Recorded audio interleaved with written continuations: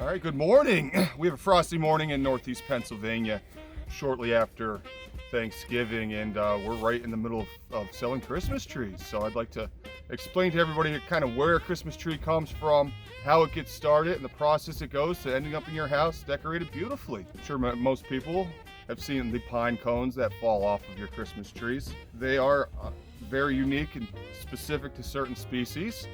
And inside every cone, they have these seeds inside here. So if you were to break one open, there are little seed pods inside here. That's where your Christmas trees start out, from these cones. Now, as a Christmas tree farm, we do propagate and grow our own seedlings. So we start them from seed.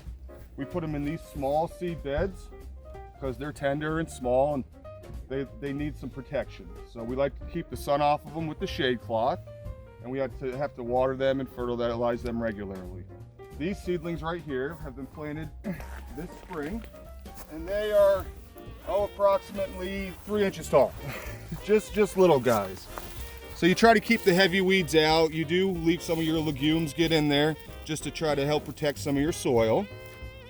And so these are approximately 1 year old. Once from the seed beds, then we like to put them in transplant beds. Like to get them a little bit taller before we put them out in the field. So what we'll do, we'll harvest them from the seedling beds and then take them and plant them in rows.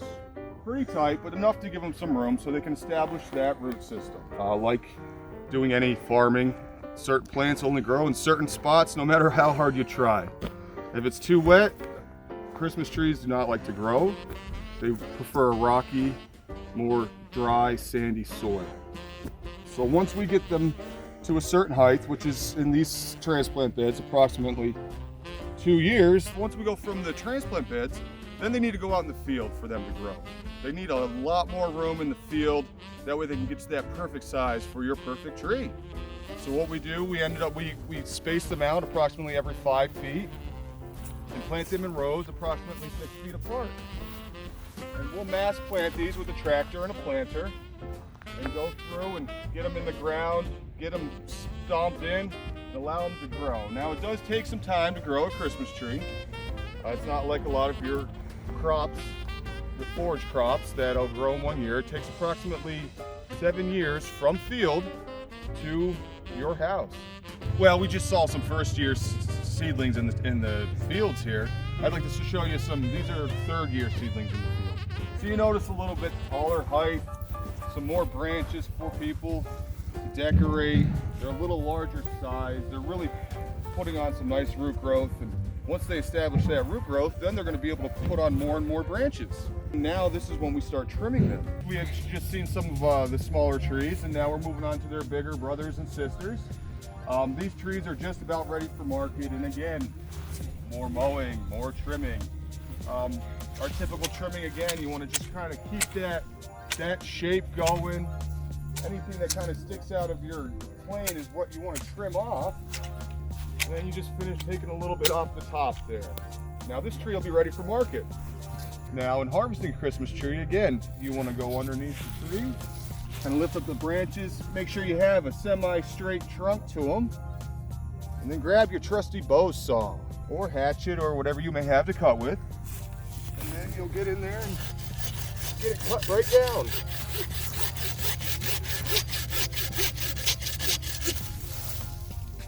You want to take it down and we'll go get it wrapped up and ready to go home with you. This is called a Howie Christmas tree baler.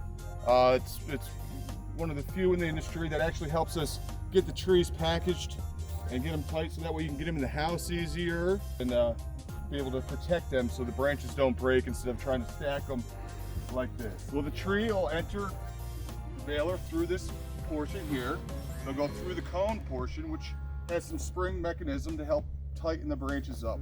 It'll fold these branches right back and make it easy for transport, easy for getting your hand in your house and putting in the stand.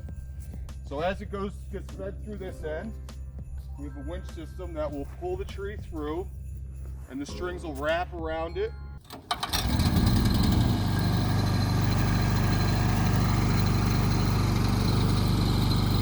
What you're going to want to do too is make sure that some of the debris, the leaves and sticks are shaken out.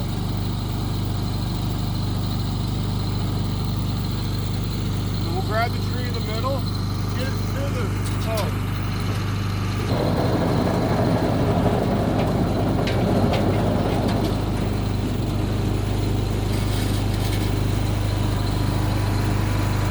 You'll come through it nice and tightly wrapped.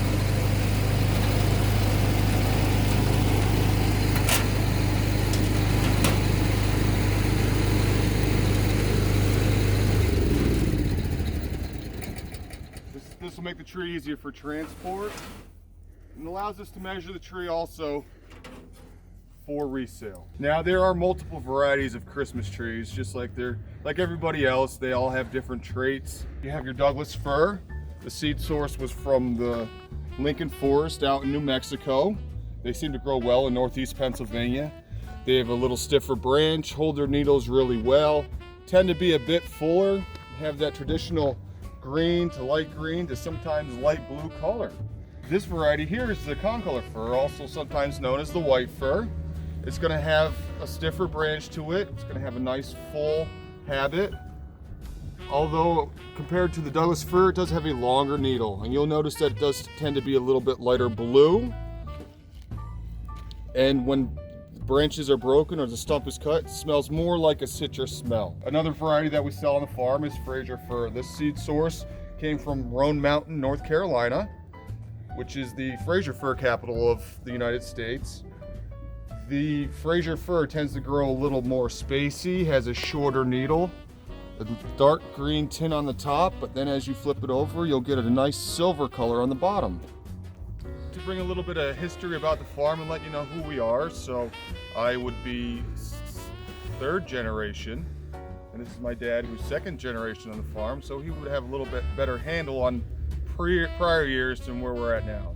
It all started back really with my grandfather, who bought this farm. My grandfather was actually come over from the country of Lithuania as an immigrant and worked in the mines in Plymouth, Pennsylvania, which is the heart of coal country. He worked there for many years and built up enough money to save up to buy a farm. He and my grandmother bought this farm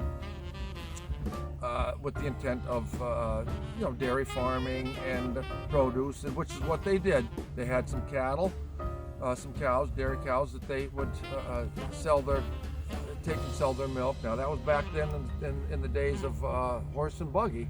So, make a long story short, my dad ended up buying the farm from his siblings and started to plant Christmas trees back in 1932. And from then on, he was raising Christmas trees, and today we're in our 88th year. We have approximately 65 acres in Christmas trees on a farm that's about 475 acres. We make plenty of your Christmas wreaths, any of your natural Christmas decorations, from boughs to swags to different style holiday boxes and blankets. We also make garland. Pretty much anything that you can make with your evergreen branches, we have put together.